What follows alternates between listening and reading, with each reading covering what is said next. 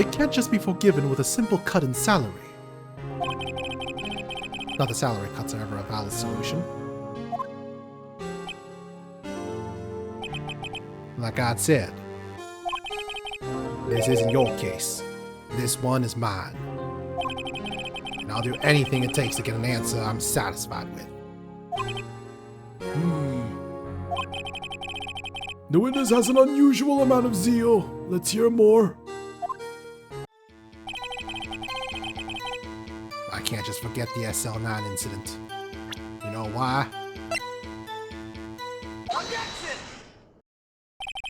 Officer Marshall, I think I understand. I think I know why you care so much about the SL9 incident. Sounds like you've been sipping too much cactus juice, partner. I have the SL9 incident file here. The name Marshall is mentioned in here. In the list of murder victims. Neil Marshall. Are you related to this man? Neil Marshall. Yeah, I'm sure you've heard the name. 2 years ago, you received the same lousy prosecutor award you got. What? A prosecutor? You must be talking about the King of Prosecutors Award. Now I remember. Prosecutor Neil Marshall. He handled the SL9 case before I did. That's right. He was killed. And the case fell into your hands.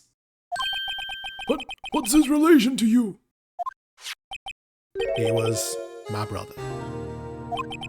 He was investigating the murders with Damon Gant, then the deputy chief of police.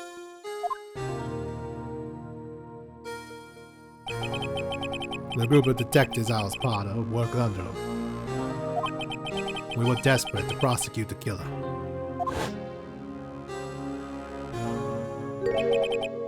Joe Doc. My brother fought Doc and was killed. That was the first time Doc left behind any evidence. That was all we needed.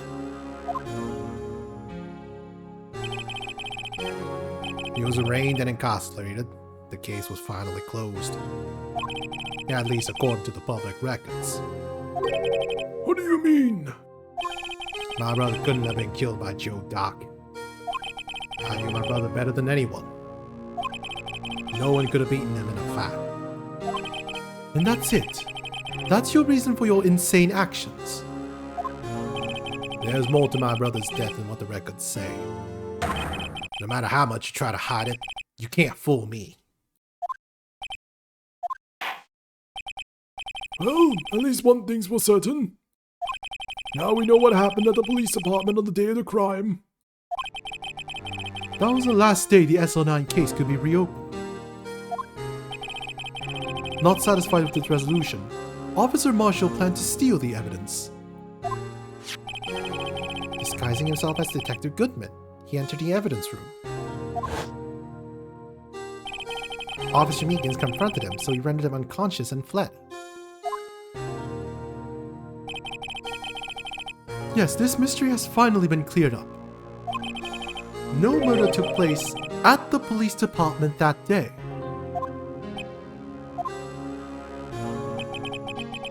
The things that happen by chance never cease to amaze. At exactly the same time as the murder at the prosecutor's office, this fake murder was going on at the police department. Chance? It's gotta be more than just that. So if no one was murdered in the police department on the day of the crime, that means the murder in the prosecutor's office parking lot was the real one. Which in turn means only one person could have committed the crime. Chief Prosecutor Lana Skye. Objection! But wait, a verdict wasn't reached in yesterday's trial. Objection! Which is why we examined the incident at the police department today. But there's only one reason the defendant was not convicted yesterday. There yet remained the mystery of the simultaneous murder at the police department. Seems to me, this ball's got the draw on you, partner. Of all the mysteries of the police department have been resolved, no doubt about it. Our sole murder took place at the prosecutor's office. The only suspect is Lana Sky. And the testimony of one Miss Angel Star is completely incontestable. If you have a response, make it a single word or less.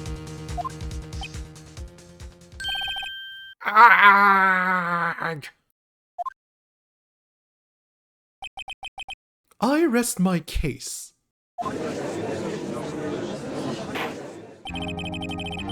It seems this trial has reached its conclusion. There is no room for doubt. Well done, Mr. Wright. Thanks to you, I didn't need to waste my time disproving the alleged murder at the police department. There's no doubt about what I proved today is true. The apparent murder on the security camera's tape really was fake. But I didn't realize. That would end up proving Lana guilty. Now then, the time for the verdict has arrived. This court finds the defendant. Hold it! Your Honor! Wait! Emma! The defense has an objection. A scientific objection! Right? What do you mean, right? Mr. Wright, are you this girl's guardian? Your Honor? Oh, in a sense. Please, Your Honor, all I'm asking is for a minute of your time. Please hear me out. Mr. Edgeworth, please. I don't want to leave any loose ends. You want a minute? I'll give you 3.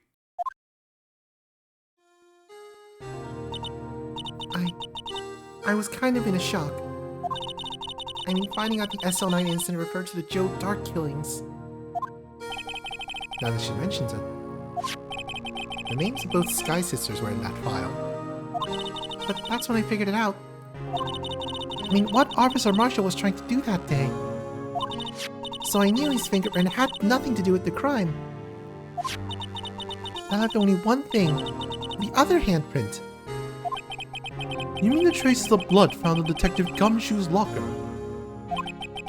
But no fingerprints were found on it, right? No, but if I examined it scientifically, I'd be sure to find a clue. So I ran over there and looked at it again. So did you find something? No. Huh? Sorry, I guess I'm not much of a scientific investigator after all.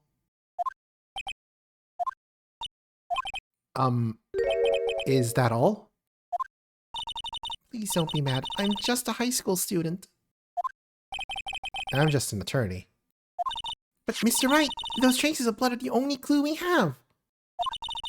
If we can't find something wrong with them... Please, Mr. Wright, you're a professional. If anyone can save Lana, it's you. Me? Oh boy. Time's up. Now then, Mr. Wright. With regard to the incident at the police department, does any reasonable doubt remain? It appears the defense is troubled by the other blood mark. Looking at the floor plans, a handprint was discovered around here. Is there a problem with this? Mr. Wright, I'm sorry I can't be of more use. But still, if you can't find anything wrong with that blood mark, Lana will be... Please answer my question, Mr. Wright. We don't have all day. Yes, Your Honor. I really need to concentrate, it's now. What could be wrong with that handprint on Detective Gumshoe's locker? Could there be something I'm missing? Well, when did it happen? Objection! This handprint left at the crime scene clearly shows a contradiction.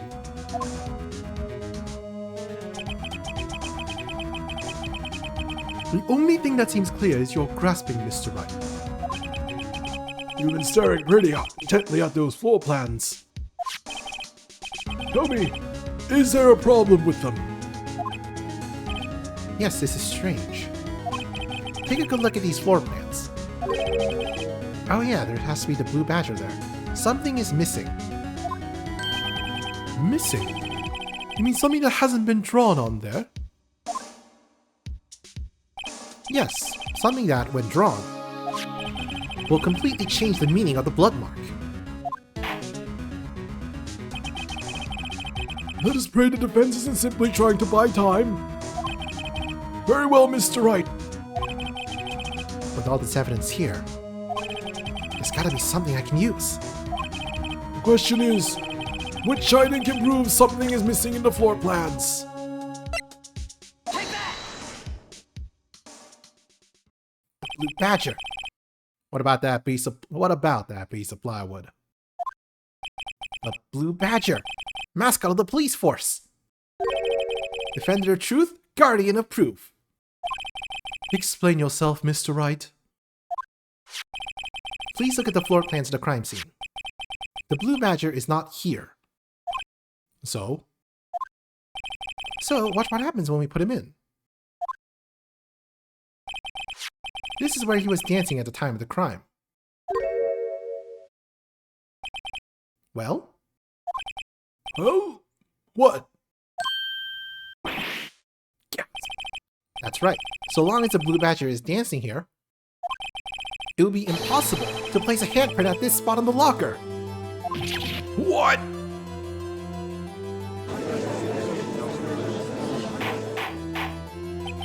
So that means, just what exactly does that mean?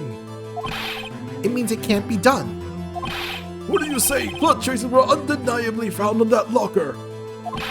Don't look at me. I didn't put it there. Mr. Wright, think it through scientifically. Emma, on that afternoon, Officer Meekins was the one who brought the blue badger to the evidence room, right?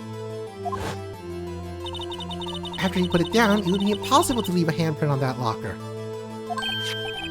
So that must mean this blood mark was left there before the blue badger was brought in. Just one woman, I will not allow such far-fetched balderdash in my courtroom. It may sound far-fetched, Your Honor, but it's the only possible explanation. On February 21st, in the police department's evidence room, blood was spilled not once, but twice. But how? One time was captured on this tape, taken by the security camera. Officer Meekins cut his hand, from which a trivial amount of blood fell. The problem is, the other time.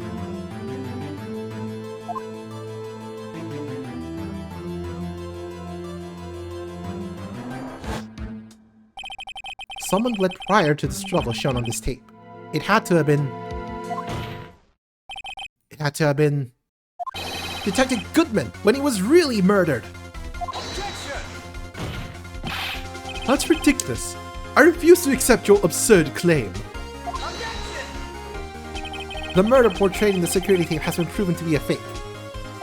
However, that does not explain the blood mark found on the locker.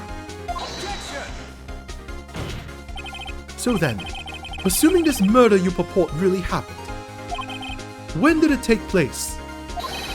I demand you show evidence that proves when it occurred. When did the first incident occur? To summarize, the defense claims that prior to Officer Meekins being cut by Jake Marshall, who was posing as Detective Goodman, another incident took place in that evidence room. That's right. The blood mark on the locker proves this. Very well. Then tell us, when did this first incident occur, as Mr. Edwards said? Proof must be presented. Proof that shows when the murder took place. There's only one piece of evidence that can show that. How then? Will the defense please present its evidence? What shows when the first crime took place? Well, it says die within an hour and a half of 4 p.m., so anything past that is fair game. We still have an unaccounted ID right here at 4:20. Take that! If the crime took place inside the evidence room, then the killer will have had to enter it. In order to do so, an ID card would have been required. An ID card. Oh! The ID card record! Officer Meekins brought the Blue Badger panel to the evidence room at... Let's see here. 4:50 p.m. If the crime took place before that time, then it would be... 4:40 p.m. Ah! Oh! Miles Edgeworth, just what have you done? I never would have figured you had the nerve, boy. Drop the act, witness. It doesn't take a lot of thought to figure out that it couldn't have been me. Nope, I ain't getting it. I'm afraid I don't understand either. It's clear from the luminol test that blood was there. However, when the second crime took place, both Officer Meekins and Officer Marshall failed to notice the blood. That means the blood from the first crime was wiped away by the real murderer. I would have just 10 minutes to murder the victim, carry his body away, and clean up the blood. Unfortunately, that's physically impossible. That would mean the crime must have taken place before Mr. Edgeworth entered the evidence room. Let's look at the chart again. There's only one other card number remaining. 7777777. Talk about a lucky number. But wait, that doesn't make sense. How could Detective Goodman have entered the evidence room? Since there's no record of his card being used beforehand, he must have entered along with the real murderer. That's the only plausible explanation. He went in with 7777777. Mr. Edgeworth, please look into this ASAP. Find out whose ID number is 7777777. That's 1 too many, Your Honor.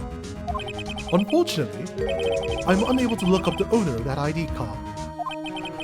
At least at present. What? Explain yourself, son. The ID number 7777777 belongs to someone with the rank of Captain or higher.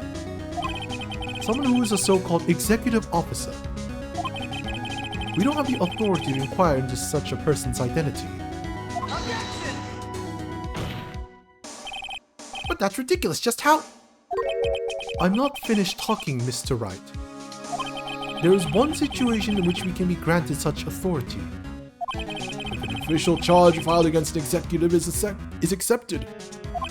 An official charge? You're all alike, aren't you? With your cover-ups and your forgeries. That's how the prosecutor's office operates.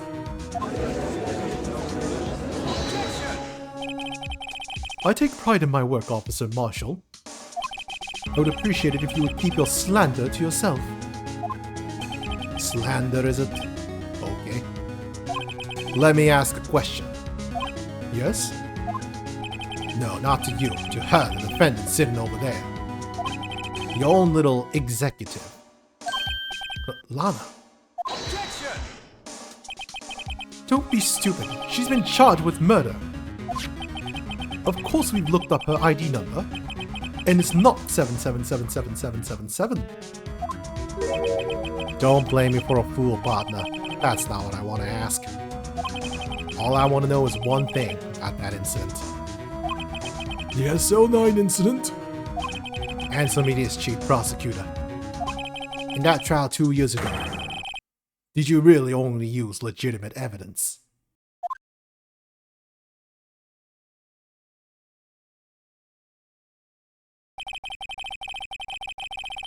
Do you need the witness to repeat his question, Chief Prosecutor? I heard him fine, Mr. Edgeworth. 2 years ago, I was in charge of the prosecution for that trial. At the time, occasionally, we felt the powerlessness of the law. At least I did. Lana, I became a prosecutor in order to suppress crime with the law. But before I realized it, we were the ones being suppressed by the law. Defendant, just what are you saying? I'll ask you again, Chief Prosecutor. During that trial 2 years ago, did you really present all the evidence in court? Can you look me, an investigator in that crime, in the eye and say that you did? Chief Prosecutor, you didn't. I don't have to, Officer Marshall.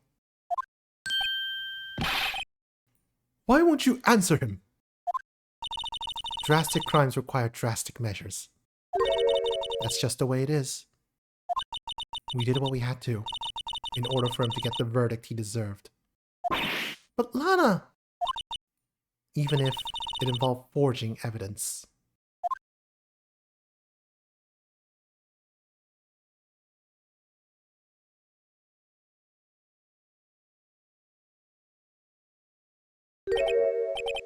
See?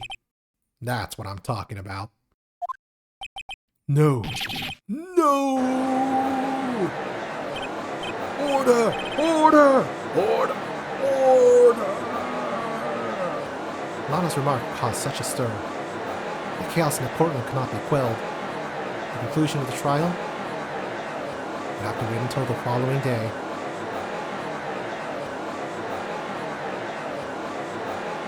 To be continued.